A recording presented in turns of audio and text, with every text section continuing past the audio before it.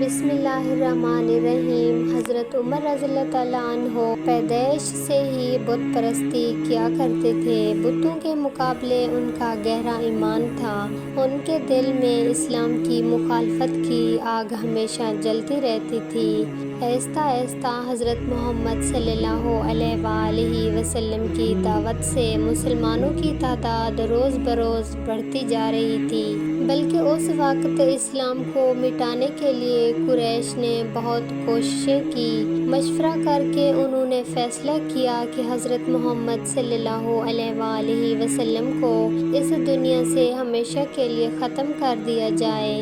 اتنا ہی نہیں، ان میں سے ایک نے اعلان کیا، جو بھی شخص حضرت محمد صلی اللہ علیہ وآلہ وسلم کا سر زندہ یا مردہ کاٹ کر پیش کرے گا، اسے 1000 سونے کے سکے اور 1000 اونٹ انعام میں دیے جائیں گے۔ اس نے کہا، اگر تم میں سے کوئی ایسا ہو تو یہ کام کر دو۔ سب لوگ اس بات سے حیران رہ گئے کہ حضرت محمد صلی اللہ علیہ وآلہ وسلم کا سر کیسے لیا جائے گا۔ ایک دوسرے کی طرف دیکھنے لگے، کیسے یہ کام کرنا ہے۔ اچانک حضرت عمر رضی اللہ تعالیٰ عنہ کھڑے ہوئے، ہاتھ میں تلوار تھام کر، اور بولے، میں یہ کام کروں گا۔ میں حضرت محمد صلی اللہ علیہ وآلہ وسلم کا سر کاٹ کر لاؤں گا، مجھے انعام کی لالچ نہیں ہے۔ حضرت عمر رضی اللہ تعالیٰ عنہ کی اس بہادری کو دیکھ کر سب کو لگا کہ اب حضرت محمد صلی اللہ علیہ وآلہ وسلم کی جان نہیں رہے گی، کیونکہ حضرت عمر رضی اللہ تعالیٰ عنہ تلوار اٹھا کر انہیں مارنے کے ارادے سے جا رہے تھے۔ تھوڑی ہی دور جانے پر راستے میں ان کی ملاقات نعیم نام کے ایک شخص سے ہوئی۔ نعیم نے انہیں تلوار لیے دوڑتے دیکھا اور پوچھا، کہاں جا رہے ہو؟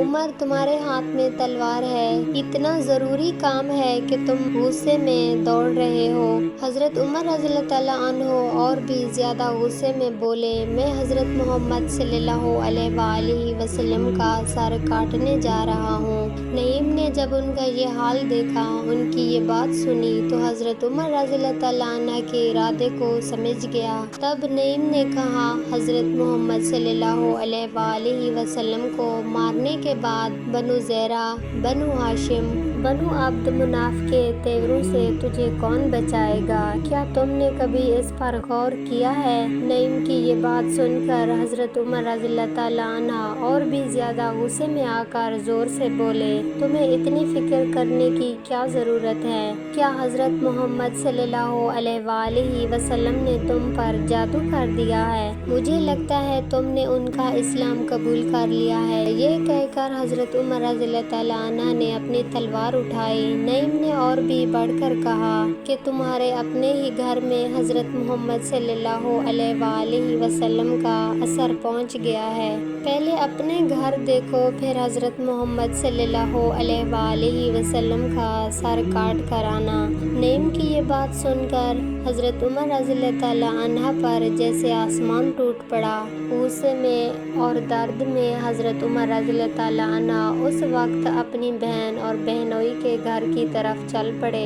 اس وقت ان کی بہن اور بہنوئی قرآن کی تلاوت کر رہے تھے۔ حضرت عمر رضی اللہ تعالیٰ عنہ دروازے پر زور سے دستک دی اور کہنے لگے، دروازہ کھولو۔ حضرت عمر رضی اللہ تعالیٰ عنہ تیزی سے گھر میں گھس گئے۔ انہیں قرآن مجید کو چھپانے کا وقت نہ ملا، قرآن وہیں پڑا رہ گیا۔ حضرت عمر رضی اللہ تعالیٰ عنہ بولے، میں نے بہن سے تم لوگوں کو کچھ پڑھتے ہوئے سنا ہے، سعید سچ نہیں چھپا سکے، اور بولے، نہیں، ہم نے کچھ بھی نہیں پڑھا۔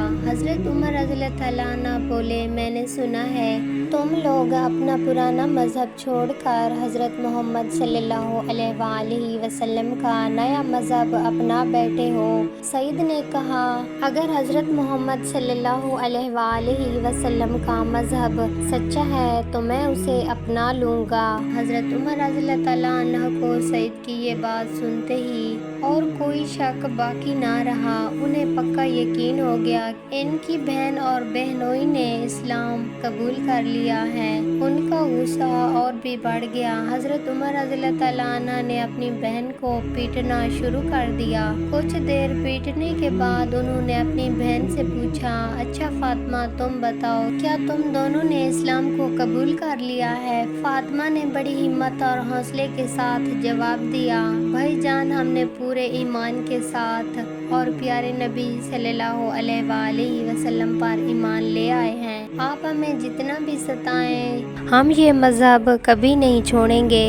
حضرت عمر رضی اللہ تعالیٰ عنہ نے اپنی بہن کی یہ بات سنتے ہی ان کے چہرے پر ایک سکون آ گیا۔ یہ دیکھ کر حضرت عمر رضی اللہ تعالیٰ عنہ حیران اور کچھ پل کے لیے بے قابو سے ہو گئے۔ نرم آواز میں انہوں نے پوچھا، اچھا فاطمہ جب میں آیا تھا تم جو پڑھ رہی تھی کیا تم مجھے وہی دکھاؤ گی؟ فاطمہ نے کہا، بھائی جان اگر آپ وعدہ کریں کہ قرآن میں لکھی ہوئی کسی بات کا آپ کوئی غصہ نہیں کریں گے تو ابھی ہم آپ کو دکھائیں گے۔ حضرت عمر رضی اللہ تعالیٰ عنہ نے اپنی بہن کی یہ بات سن کر سر ہلا کر کہا، بھائی کے دل میں بدلاؤ دیکھ کر ان کی نیت سمجھ کر فاطمہ کے دل میں چین اور خوشی ہوئی۔ انہوں نے کہا، بھائی جان اس لیے آپ کو پاک ہونا ہوگا، یعنی وضو کرنا ہوگا۔ حضرت عمر رضی اللہ تعالیٰ عنہ بولے، ٹھیک ہے میں وہی کروں گا مگر مجھے وضو کرنا نہیں آتا۔ فاطمہ نے انہیں وضو کرنے کا طریقہ سکھایا۔ وضو کر کے بہن کے دیے ہوئے کپڑے پہن کر آئے، پھر فاطمہ نے قرآن مجید ہاتھ میں دیا۔ حضرت عمر رضی اللہ تعالیٰ عنہ نے قرآن مجید کو اٹھایا اور پڑھنا شروع کر دیا۔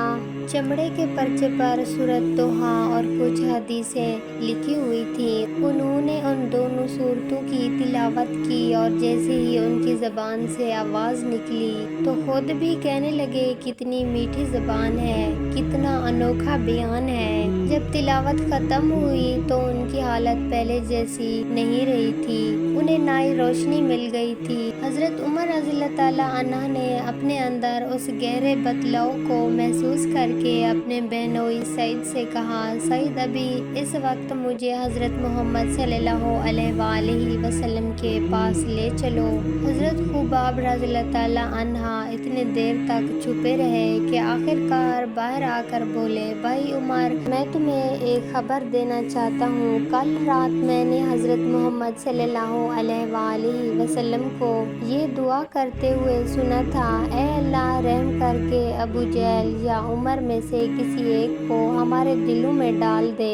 مجھے ایسا محسوس ہوتا ہے کہ حضرت محمد صلی اللہ علیہ وآلہ وسلم کی یہ دعا اللہ تعالیٰ نے قبول کر لی ہے اور اس موقع پر آپ کو چنا ہے۔ یہ سن کر حضرت عمر رضی اللہ تعالیٰ عنہ خود کو روک نہ سکے اور زور سے کہا، اٹھو، ارے حضرت محمد صلی اللہ علیہ وآلہ وسلم کہاں ہیں؟ مجھے فوراً ان کے پاس لے جاؤ اور مجھے ان کے پیروں پر گرنے دو۔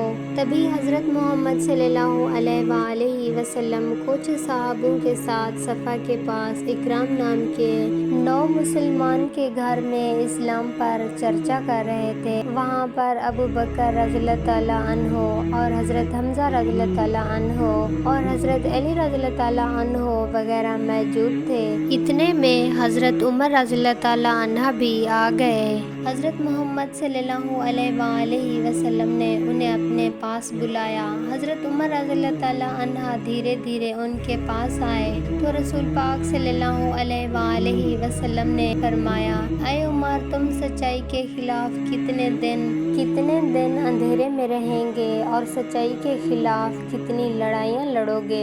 اللہ کے نبی کی پاکیزہ سنگت نے حضرت عمر رضی اللہ تعالیٰ عنہ کے دل کو ہلا کر رکھ دیا۔ بہن کے گھر میں ہوا بدلاؤ پہلے ہی ان کے دل کا میل دھو چکا تھا۔ انہوں نے سر جھکا کر کہا، اے رسول اللہ سچائی کے خلاف میری لڑائی ختم ہو گئی ہے، اب میں اپنی پوری توبیعت پیش کرتا ہوں، مہربانی کر کے مجھے اپنے پیروں میں جگہ دے دیں۔ حضرت محمد صلی اللہ علیہ وآلہ وسلم نے پرسکون آواز میں کہا، اے عمر اتنی دیر میں تمہاری غلط فہمیاں دور ہوئی۔ حضرت محمد صلی اللہ علیہ وآلہ وسلم نے حضرت عمر رضی اللہ تعالیٰ عنہ کو کلمہ طیبہ پڑھا کر دین اسلام میں داخل کر لیا۔ پھر رسول پاک صلی اللہ علیہ وآلہ وسلم خوشی سے بلند آواز میں تکبیر کہی، اللہ اکبر، اور سب نے ایک ساتھ کہا اللہ اکبر۔ ایسا محسوس ہوا جیسے مسلمانوں کی فتح کی پہلی خوشی ہو، اور حضرت عمر رضی اللہ تعالیٰ عنہ کا اسلام قبول کرنا اسلام کی جیت کا پہلا پڑاؤ تھا۔ حضرت عمر رضی اللہ تعالیٰ عنہ خلیفہ بنے، اور خلیفہ بن کر بھی انتہائی سادہ زندگی گزارتے تھے۔